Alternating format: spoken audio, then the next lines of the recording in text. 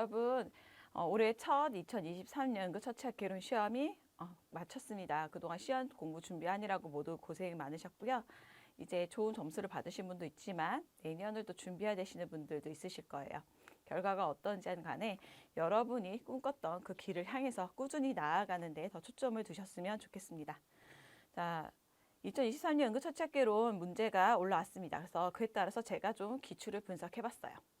자, 일단은요, 총론은 열문항입니다. 25%를 차지하고 있고요. 강론은 30문항 75%, 강론의 비중이 훨씬 더 올라가 있습니다. 자, 그렇다는 건 뭐예요? 강론은 우리가 지금 알고 있는 응급처치학과 관련된 문제가 훨씬 더 많이 나온다는 거고요. 그만큼 경찰이 지금 현재 특성이 임상경력 2년 이상의 사람들을 뽑고 있죠. 그래서 임상 경력을 그만큼 중요하게 생각한다는 거를 반증으로 볼 수 있습니다.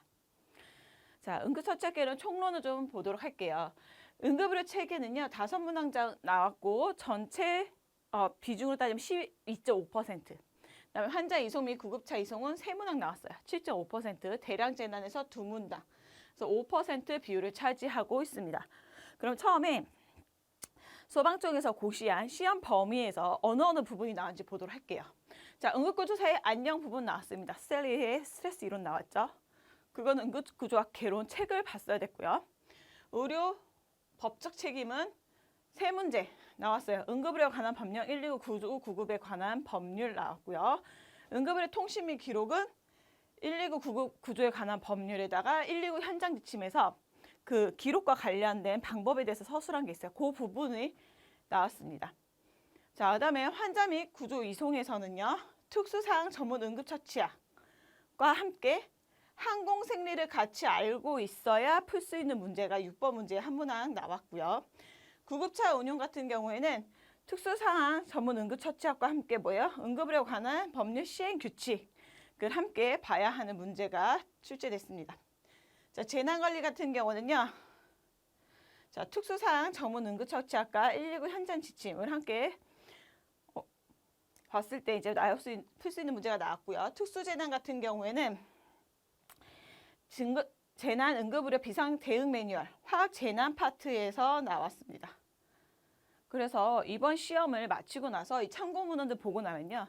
자, 다음번 시험 볼 때 어떤 자료들을 참고해야 될지 저희가 알 수 있습니다. 첫 번째, 응급구조학 개론을 봐야 합니다. 즉 응급구조학 개론이라는 책이 있거든요. 거기에서 거기에 있는 목차가 여기랑 거의 흡사해요. 그래서 개론을 한 번쯤 봐야 된다는 거고요. 자, 저 역시도 응급의료에 관한 법률,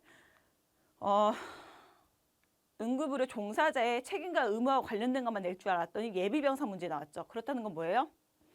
응급의료에 관한 법률, 시행령, 시행규칙을 전반적으로 다 알고 있어야 된다는 얘기가 되고요. 그 다음에 119 구조 구급에 관한 법률 알아야 되고 119 현장 지침 참고하시되 어느 파트만 총론 파트와 관련된 부분만 좀 챙겨봐야 된다는 걸 알 수 있습니다. 자, 그 다음에 특수상황 전문 응급처치학.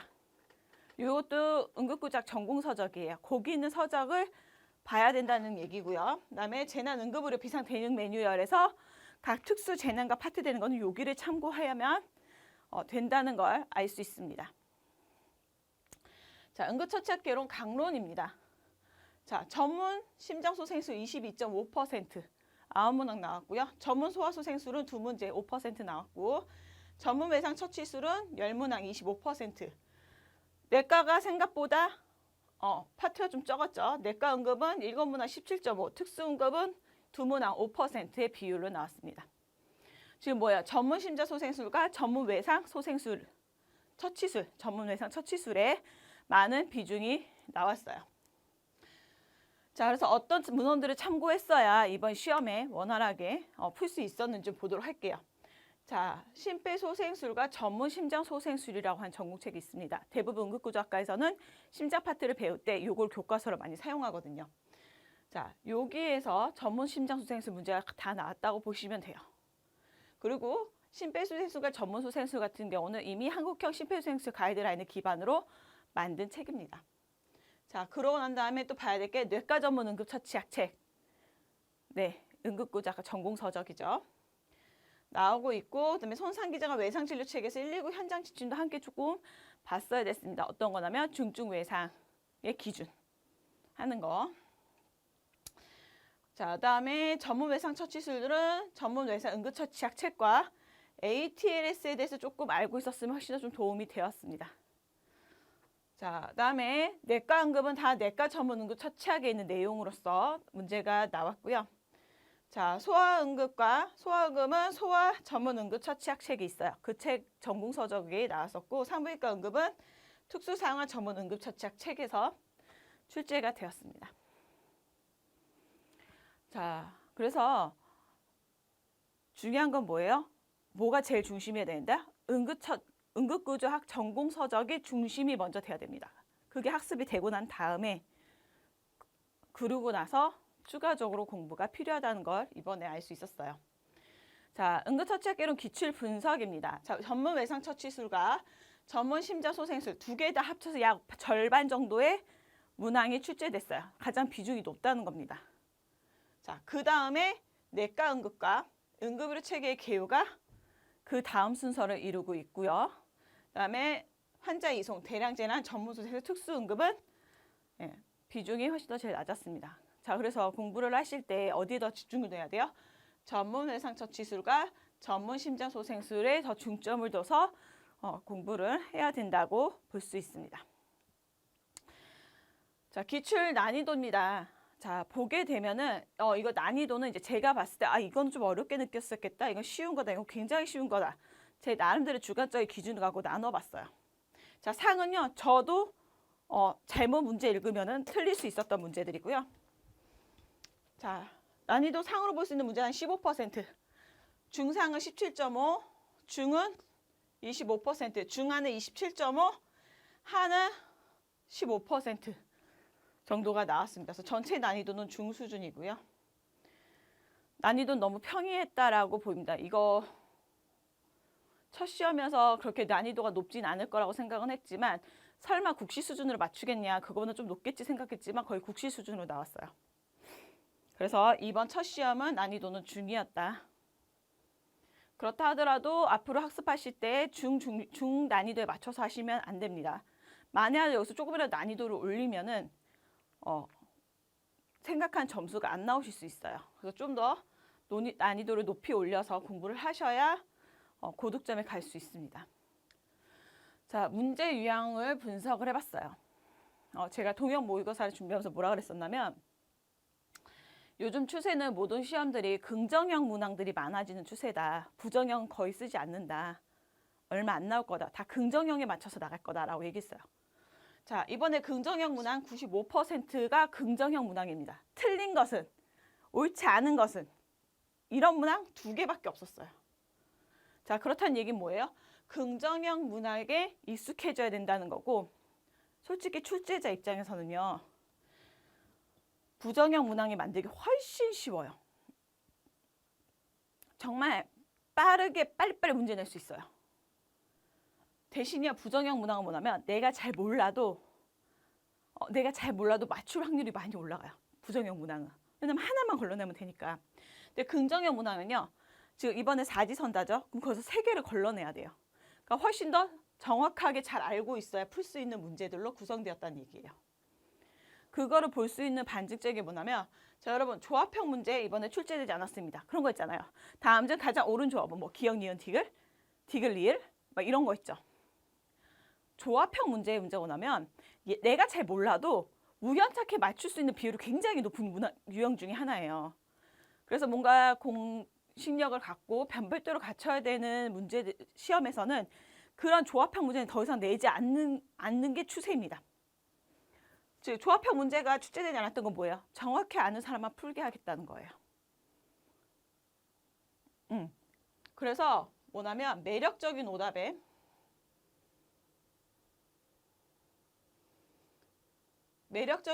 걸려들지 않도록 잘 정확하게 알아야 되고, 이 매력적인 오답을 걸러내는 연습이 필요하다는 거예요.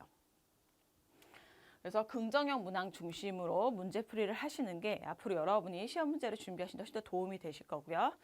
그다음에 단답식으로 물어보는 것도 있었지만 사례 기반의 문항이 약 32.5%, 3분의 1 정도가 나왔습니다. 그래서 뭐 예를 들어서 지금 제가 하루 봤던 그 문항들 있죠. 막 요록에서 찾아내고 이런 거. 그렇게 단답형보다는 실제 한 사례를 보고 거기에서 유추해낼 수 있는 시험 문제들이 3분의 1 정도가 출제됐어요. 그래서 사례 기반은 복합적인 요소들이 많이 포함돼요. 한자를 평가하든지 처치하든지 이랬을 때 그 지문 안에 있는 여러 요소들을 복합적으로 보고서 추론을 해내야 됩니다. 그래서 이런 것들을 물어오는 비중이 상당히 있었다. 라고 알고 계시면 되고요. 그러면 앞으로 2024년 응급처치학개론의 준비 방향은 자, 앞에서 참고문헌에서 보셨죠? 응급구조학과 전공서적 중심으로 먼저 학습을 하셔야 됩니다. 근데 응급구조학과 전공서적의 단점이 하나 있죠. 출판된 지 거의 3년이 지나가요. 최신판들이. 그러다 보니까 특히 CPR 파트, 심폐소생술 같은 경우에는 최근 가이드라인이 거기에 들어가 있지 않아요. 자, 그래서 심폐소생술 같은 경우는 2020 한국형 심폐소생술 가이드라인 중심으로 보면서 함께 모두 같이 봐야 된다. 심폐소생술과 전문소생술도 함께 학습을 꼭 하셔야 됩니다. 저도 여러 차례 질문 받은 건데요. 시험 보러 들어가기 전까지 그 119 구급대원 현장 응급처치만 보면 되지 않냐라고 말했을 때 제가 위험하다라고 그랬어요. 지금 아무런 초기의 기출도 없는 상태이고 아무런 정보가 없는 상태에서 우리가 따라갈 수 있는 건 소방청에서 공시한 시험 범위가 우리가 시험을 치러야 될 가이드라인이라고 얘기했어요. 근데 119 구급대원 현장 응급처치는요. 그 모든 범위가 들어가 있지 않아요. 그래서 그것만 봤다가는 오히려 원하는 점수가 못 나오게 된다. 그거는 안타깝지만 그것만 봐도 돼요. 저희 이제 그것만 봐도 된다는 답을 원했겠죠. 해줄 수 없다. 전반적으로 다 봐야 된다라고 얘기를 했어요. 자, 이번에 시험 봤을 때 여러분 어떠셨어요? 몇 개의 문항은 요거 처치 지침만 봤다가는 오답으로 바로 갔습니다. 지침은 이제 총론 중심으로 좀 학습하는 게 필요하고요. 119 구급대원 현장 응급처치는 뭐예요? 참고자료예요, 참고자료. 아, 책에서 이렇게 보이는데 그래서 그럼 현장에서 어떻게 하고 있는 거야? 라고 좀 알 수 있는 참고자료인 거지 시험을 위해 메인 교과서로 쓸 수는 없습니다. 이 부분은 이제 제가 OT할 때도 말씀드렸고 자, 그 다음에 당연한 거야. 저도 문제 딱 풀어봤을 때 뭐 느꼈냐면 이거 응급실 경력이 있거나 응급구조학과 때 공부 좀 하셨던 분들은 이거 그냥 쉽게 받겠구나. 또는 만약 경험 삼아 예를 들어서 요번에 난이도가 어떠지? 시험이 좀 어떻지? 하고 봤던 사람들은 야씨 이거 할만 하겠는데? 라고 느끼셨을 거예요. 그분들의 특징이 뭐예요? 병원 전 응급 상황, 응급 질환에 대한 폭넓은 이해도를 가지고 있으신 분들은요. 여기다 임상 경력까지 갖추고 있다. 훨씬 더 다른 분보다 출발선이 앞서서 시작하게 되는 시험이었습니다.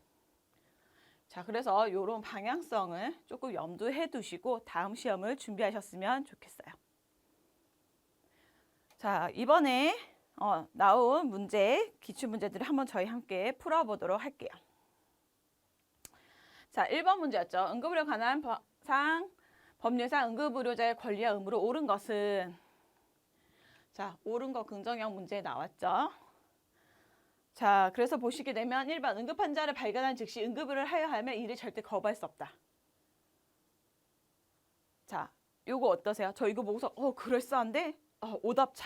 매력적 오답 잘 만들었는데? 라고 돼 있어요. 자, 응급 환자를 발견하면 즉시 응급을 하는 게 아니라 뭐예요? 응급의료 기관 등의 신고하라고 되어 있고요. 자, 그다음에 누구든지 응급 환자에 대한 구조, 위송, 응급처치 또는 진료를 방해할 수 없다. 어때요, 이거? 네, 정답이죠.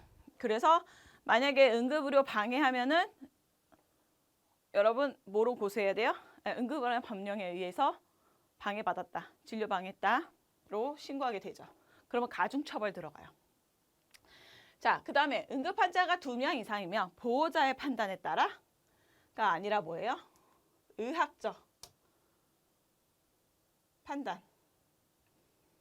의학적 판단에 따라 위급한 환자부터 응급의료를 실시한다라고 했고요. 자, 응급 환자가 의사 결정 능력이 없는 경우 환자에게 응급의료를 설명하고 그 동의를 받아야 한다. 자, 응급 환자가 의사 결정 능력이 없어요. 자, 그러면 뭐예요? 법정 대리인. 자, 법정 대리인에게 먼저 동의를 얻고, 그다음에 법정 대리인이 없다. 그럼 뭐예요? 동행인. 인에게 얻도록 되어 있죠. 자, 그 다음에 한스셀리의 스트레스 단계로 오른 것은 그래서 자신을 괴롭히는 스트레스에 대응하면서 시작되고 시간이 지나면서 스트레스 원에 무뎌지고 적응하게 된다가 핵심 포인트고요. 그 다음에 혈압이나 맥박 같은 생리적 지표가 정상으로 돌아온대요. 자, 여기가 핵심 키워드입니다. 그래서 답은 저항 단계이죠. 자, 저항 단계는 스트레스에 적응이 시작되고 바이탈 사인이 왜 투쟁 도피 반응으로 확 올라왔던 교감신경계가 안정화되면서 바이탈이 스테이블해지는 단계가 저항 단계이죠. 자, 경고 단계는 뭐예요? 스트레스에 노출되면서 시작이 되는 거죠. 자, 그래서 교감신경계가 자극되고 투쟁 도피 반응이 나옵니다. 자, 소진 단계는요. 스트레스원에 계속 노출돼가지고 이제 내가 이 스트레스를 어떻게 할 수 없는 저항이 감소되어 있는 상태예요. 자, 여러분 심각 단계는요. 뭘까요? 한스셀리는 경고, 저항, 소진 단계 3개만 얘기했거든요. 자, 요거는 없는 말인데 그럴싸하게 잘 지어낸 답안입니다.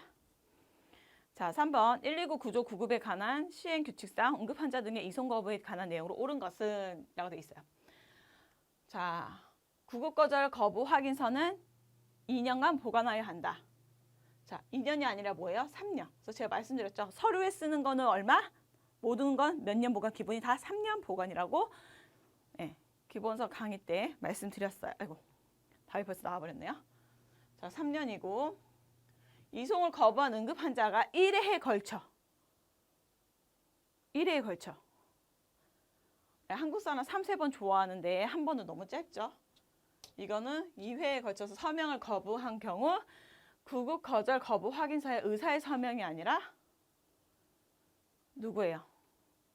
의사가 아니라 이 상황을 목격한 사람에게 서명을 받도록 돼 있습니다. 그리고 이 상황을 목격한 사람의 성명과 연락처를 함께 기재하도록 되어 있고요. 자, 그 다음에 구급 거절 거부 확인서를 작성한 이송을 거부한 응급 환자 또는 그 보호자에게 서명을 받는다가 정답이죠. 만약 이들이 2회에 걸쳐서 얘기했는데도 거부할 경우에는 네, 그 상황을 목격한 목격자에게 받도록 하고 있습니다. 자, 4번. 이 문제가 나올 줄은 저도 생각 못했어요. 이게 병원과 관련된 얘기인데 이걸 굳이 119 구급대를 뽑는 시험에 이 범주를 낼 줄은 저도 상상 못했습니다. 이걸 보면서 무슨 생각했냐면 다음번 시험부터는 응급의료에 관한 법령, 시행 규칙, 시행령 전부 다 봐야 되는구나 라는 결론에 도달하게 되더라고요. 자, 그래서 응급의료에 관한 시행 규칙상 예비병상 확보 및 유지에 관한 설명으로 옳은 것은 항상 예비병상 몇 개를 두고 있으라는 거예요. 그렇지 않으면 응급실에서 아무리 입원장을 발부해도 입원할 병상이 없으니까 응급실에 환자가 계속 체류하게 되는 거죠. 그 병원 역시 병상 가동률이 떨어지고 그럼 수익과도 관련된 부분도 있고 그래서 예비병상을 두라고 하고 있습니다. 그래서 병의원의 경우 예비병상을 확보하지 않아도 된다. 자, 의원은 뭐예요, 여러분? 우리가 알고 있는 1차 의료기관이죠. 근데 문제는 병원은 다 둬야 돼요. 병원은 뭐예요? 입원시설을 갖춘 데죠. 쉽게 말하면. 그래서 종합병원, 병원, 뒤에 병원자 붙는 데는 다 예비병상을 확보해야 됩니다. 그리고 예비병상 수는 병상 수의 300분의 1이 아니라 100분의 1을 확보해야 되고요. 자, 응급의료기관은 응급실에 전담한 의사가 입원을 의뢰한 응급환자에 한하여 예비병상을 사용하도록 해야 한다. 맞아요. 응급실에 있는 사람들이 올라갈 수 있게 만들어 놓은 게 예비병상이에요. 응급실 체류율을 낮추기 위해서. 매일 오후 6시 이후에는 응급실에 있는 응급환자들 입원 등의 필요성이 더 많이 요구되는 환자의 수는 예비병상을 사용할 수 있다. 10시입니다. 오후 10시가 기준이에요. 그래서 답은 3번입니다. 자, 그 다음에 구급활동 유지에 관한 사항으로 옳은 것은 옳지 않은 거, 아는 문제 하나 나왔죠. 자, 구급 활동 일지는 해당 관서에 최소 5년, 서류로 쓰는 건 몇 년이다? 3년. 자, 요것만 명확하게 알았으면 이건 1번 하고 바로 넘어갈 수 있는 문제였죠. 자, 구급대원은 구급 활동 일지 활동상을 상세히 기록한다. 의문점이 있거나 불명확한 경우는 의료 지도를 통해 확인, 작성해야 한다. 이거 보면서 전공 서적에도 없었는데 현장 지침 보니까 기록한 사항에 나와 있더라고요. 근데 맥락상 봐도 의문점이 잘 모르는 건 그래 지도 의사에게 물어봐서 기록한 큰 문제가 되진 않겠죠. 자, 그다음에 저희가 항상 하고 있는 거니까 구급대원이 응급 환자를 의사에게 인계하는 경우에는 구급활동일지에 인계받은 의사의 서명을 받는다. 맞죠? 자, 그다음에 응급의료 헬기로 환자를 이송하기 위해 고려할 사항으로 옳은 것은 자, 야간에는 착륙작에 청색 응급 조명을 항상 켜둔다라고 돼 있어요. 자, 여러분 이거 어떻게 생각하세요? 청색 조명은 야간 투시 등에 나타나지 않는데요. 그래서 청색과 비슷한 계열, 녹색, 청색과 녹색은 사용하면 안 됩니다. 자, 그래서 그러면 무슨 색을 써야 돼요? 엄연히 백색과 그다음에 적색, 성광등을 써야 돼요. 자, 그다음에 착륙 지점은 야간 기준으로 대략 15 곱하기 15 넓이가 필요하다. 30 곱하기 30이 필요합니다. 이거는 응급구조학과 전공 서적에 명확하게 나와 있고요. 꼬리 회전 날개가 작동하는 경우에는 응급의료 헬기 뒤쪽으로 접근한다. 제가 강의 때 계속 강조했던 부분이죠. 절대 뒤로 접근해서는 안 된다. 후미로 접근해서는 안 된다. 라고 했고요. 자, 그 다음에 고도가 올라갈수록 산소압이 저하되므로 환자에게 산소 공급과 환기를 시행할 때 주의가 필요하다. 정확하게 아닌 걸 배제하면 딱 하나 남습니다. 4번. 왠지 맞을 것 같죠? 왜냐면 기압이 올라갈수록 공기가 달라지는 법칙들이 있으니까요. 근데 요거는 범부처 그 헬기 지침에도 없었고 현장 119 현장 그 지침에도 없었고 전공 서적에도 없어요. 즉 나머지 정말 명확히 아닌 게 왜 아닌 걸 다 배제하고 나면 답을 고를 수 있는 문제였습니다. 자, 그래서 어떤 법칙들이 두 개 나타나면 보일의 법칙. 보일의 법칙과 그 다음에 달톤의 법칙을 알고 있어야 돼요.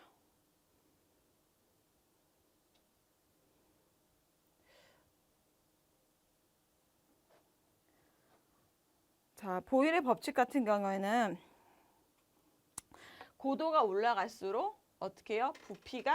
공기의 부피가 상승한다는 거예요. 달톤의 법칙은요. 산소 분압은 기압이 올라가더라도 그 전체 공기 압력은 동일하다는 거예요. 산소의 압력은 유지가 돼요. 하지만 보일의 법칙에서 산소의 부피가 커지기 때문에 우리가 생각하는 것만큼 산소가 많이 공급되지 않을 수 있다. 그래서 저산소증 같은 거 주의해야 된다는 게 달톤의 법칙입니다. 그래서 6번의 답은 4번이고요. 자, 7번. 사고 현장에서 구급차의 안전한 정차 및 주차 위치에 관한 내용으로 옳은 것은 자, 여러 차례 기본 강의에서도 했었고 그 다음에 그 제가 했던 시험 보기 직전에 압축 이론 강의에서도 강조해서 말씀드렸던 부분이에요. 그래서 자동차에 화재가 있는 경우 또는 유독가스가 누출되거나 이럴 경우는 뭐예요? 현장에서 최소 15m가 아니라 30m다. 라고 했고요. 언덕이나 커브가 있는 도로에 주차할 때 어떻게 해요? 바퀴에 고인목을 괜다. 맞는 말이죠. 자, 그다음에 사고 현장에서 유독가스가 유출되는 경우 바람이 구급대원에게 불어오는 방향. 구급대원이 서 있으면 바람이 일로 불어오고 여기에서 유독가스가 피어오른다는 거죠.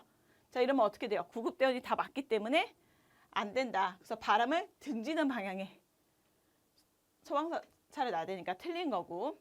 차량의 후방에 위치할 경우 다른 차량 운전자의 눈부심을 방지하기 위해서 비상등을 꺼둔다? 여러분 비상등을 꺼뒀다가는 그 뒤에 구급차가 있는지 모르기 때문에 오히려 2차 사고 위험이 커집니다. 그래서 틀렸어요. 그래서 답은 2번이 되겠습니다. 8번 응급의료에 관한 법률 시행규칙상 구급차의 관리 방법으로 옳은 것은 자 1번 감염 예방을 위해서 구급차는 월 1회 이상 소독하여야 한다. 업체를 통해서 월 1회 이상 하죠. 그래도 뭐예요? 주 1회 이상 해야 되고 사고를 대비한 책임보험 및 종합보험에 가입되어 있어야 한다. 맞죠? 사고를 대비해서 이거 2개 가입돼 있으라고 명시에 나와 있어요. 이거 맞는 말이에요. 자, 그다음에 구급차의 연료는 최대 주입량의 5분의 1이 아니라 제가 문제에서도 강조했었죠. 4분의 1의 상태로 유지해야 되고요. 그다음에 구급차의 감염 관리를 위해 세부 사항은 자, 여러분 소방서에 있는 구급차가 소방서에서 운영하지만 이 구급차에 운영되는 거는 어떤 법에 걸려 있어요? 응급의료에 관한 법령에 있는 기준에 따라서 관리되고 있습니다. 자, 그러니까 소방본부장이 아니라 뭐겠어요? 보건복지부 장관. 자, 그래서 소방본부장도 보건복지부 장관이 정하는 바에 따라서 관리를 하도록 되어 있습니다. 그러니까 답은 2번이고요. 자, 9번 다수 사상자가 발생한 교통사고 현장에서 40대 남자에 대한 평가가 다음과 같을 때 이 환자의 중증도 분류로 옳은 것은 자, 요거 문제만 봤을 때는 무슨 방법 사용하라는 것 같아요? 우리가 다수 사상자 발생했을 때 크게 2가지의 중증도 분류 씁니다. 현장 전에서. 뭐예요? 모디파이드 마스. 그 다음에 스타트. 모디파이드 마스 같은 경우에는 환자들이 여러 명 모여 있어요. 그러면 어떻게 해요? 자, 여러분 걸어주신 사람 걸어 나와 보세요. 이렇게 걸어 나오게 해요. 그럼 다 비응급이네. 이제 남아있는 사람 중에 평가하는 게 마스고요. 비응급, 응급, 긴급, 지연으로 분류된 환자들의 각 개개인의 중증도를 판단할 때 뭐를 쓴다? 스타트를 사용한다 그랬어요. 자, 여기 보면은 40대 남자에 대한 평가. 딱 한 사람 지목했죠. 그러니까 뭐예요? 스타트법에 대해서 물어보는 거예요. 자, 그래서 봅시다. 스타트법에서 긴급 환자로 분류가 되려면 어떻게 해야 돼요? 멘탈 자체가. 지시에 따르느냐? 지시에 못 따르면 긴급. 자, 호흡수는요? 분당 30회 이상이고 자, 그 다음 맥박은요? 노동맥이라고 얘기하죠. 요골동맥, 레디알 펄스가 없거나 그 다음에 또 뭐예요? 캐필라리 리핏 타임 2초 초과되는 경우 또는 뭐 3초 이상이라도 표현할 수 있어요. 그런 경우에 긴급에 해당이 됩니다. 이 중에 하나라도 포함이 되며 자, 보게 되면은 호흡은 분당 32예요. 호흡수에서 이미 딱 보고 뭐예요? 긴급 환자네? 라고 바로 체크할 수 있어야 됩니다. 자, 맥박 같은 경우에는요. 문제되진 않아요. 의식도 괜찮아요. 근데 개방성 가슴 열상이 있어요. 그래서 개방성 가슴 열상 보고 긴급으로 한다? 이거 조금 위험합니다. 개방성 가슴 열상도요. 그 열상의 크기에 따라서 환자의 반응이 달라져요.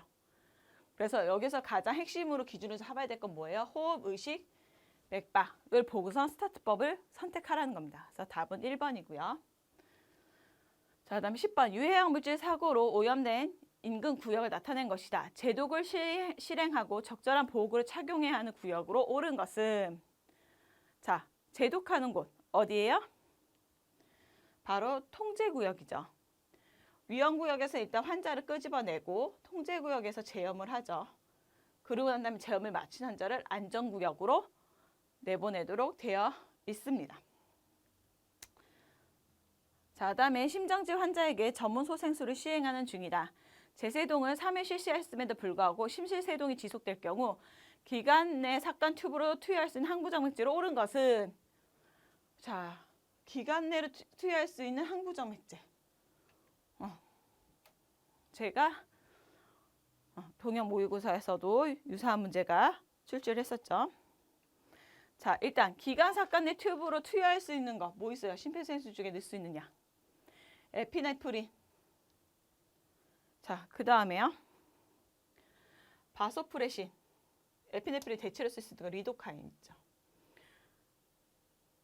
자, 그래서 전문시에서 시행한 주기다. 제세동 3회를 실시했음에도 심시세동이 지속되면 이때 줄 수 있는 약 뭐 있어요? 3회 제세동 후에도 심시세동 지속된다. 그럼 줘야 되는 약 아미오다론이냐 또는 리도카인 둘 중에 하나 아무거나 줘도 상관없죠.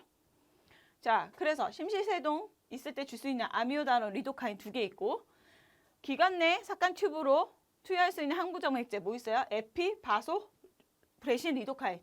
자, 중복으로 들어간 거 뭐예요? 리도카인. 그래서 답은 리도카인입니다. 자, 다음에 12번. 이 문제 보고서 여러분 좀 당황하셨을 수도 있어요. 저도 설마 이거를 냈을 줄은 상상 못했어요. 낼 줄은 알고 낼 거란 확률이 굉장히 높을 거라는 예상은 하고 있어서 그 119 현장 응급처치 개정된 거 강의하면서 ETCU2에 대한 기본적인 개념을 갖고 꼭 들어가야 된다라고 말씀을 드렸어요. 근데 답안에 이게 나올 줄은 상상도 못했어요. 자, 심폐소생술 중 호기만 이산화탄소 분화 ETCO2가 증가하는 경우로 옳은 것은 자, 답안을 보고서 조금 당황했을 수 있어요. 하지만 ETCO2에 대한 기본적인 개념을 알고 있으면은 그래도 유추해서 풀 수 있는 문제긴 했습니다. 자, 심폐소생술 중 호기만 이산화탄소 분압을 측정을 해요. 우리가 왜 할까요? 뭐예요? 심폐소생술의 질을 확인하기 위해서. 대표적인 게 뭐예요? 하이 퀄리티 체스트 컴프레션이 되고 있는지, 그 다음에 두 번째 목적 하나. 자발순환 되는지 보려고 하는 거예요. 자, 그래서 제가 뭐라 그랬어요? ETCO2는 최소한 얼마는 나와야 된다? 가슴 압박할 때 10은 나와줘야 된다, 최소. 자, 10 미만으로 나오면 뭐다? 가슴 압박 효과 하나도 없다는 거예요. 그리고 체스트 컴프레션의 하이 퀄리티 체스트 컴프레션 하고 있다는 지표는 얼마예요? 20이라 그랬어요. 그래서 20 이상이 제일 좋다 그랬어요. 그리고 갑자기 40까지 확 올랐을 때 뭐예요? 40까지 올랐을 때가 ROSC. 자, 그 다음에 ETCO2의 정상 범위는 몇이다? 35에서 보통 40이다. 이게 정상 범위예요. 자, 그럼 이제 답안부터 하나하나 보자고요. 자, 심폐소생술 중 호기만 이산화탄소가 자, 심폐소생술 중에 본 거예요. 우리가 일반적으로 여러분 심폐소생술 아니고 디스프니아 환자를 기준으로 본다. 그러면은 ETCO2가 확 오르면은 폐환기량 감소로 봐요.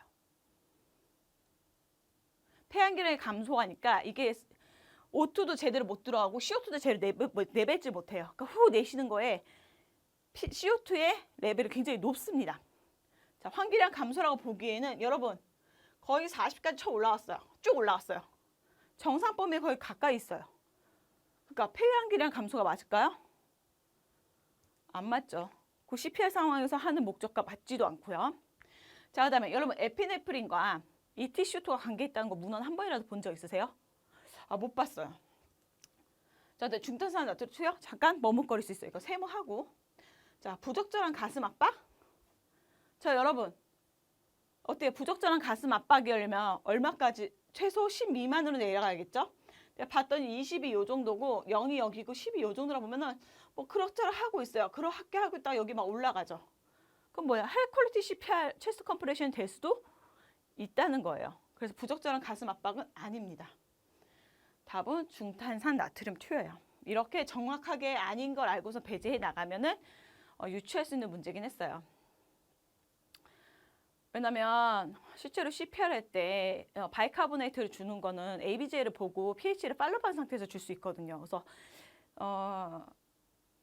설마 시험에 중탄산 나트륨은 안 나오겠지라고 생각했는데 냈더라고요.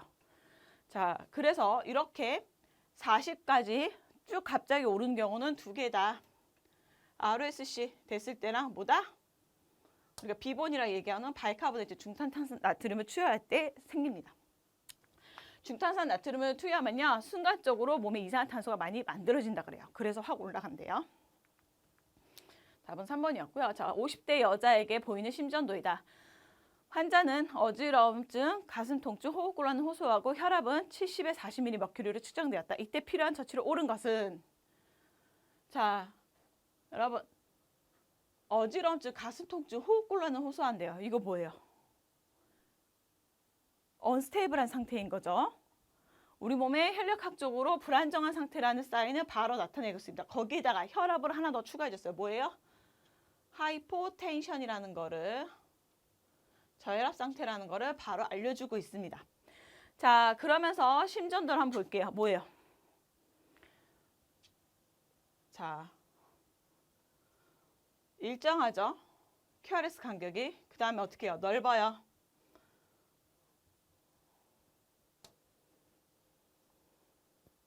자, 레귤라 와이드 QRS 타키카디아입니다. 정확하게는 지금 V택 모양이 뜨고 있어요. 자, 이럴 경우에는 어떻게 해야 돼요? 자, 제세동을 한다. 자, 제세동을 하려면 뭐가 없어야 돼요? 펄스가 없어야겠죠?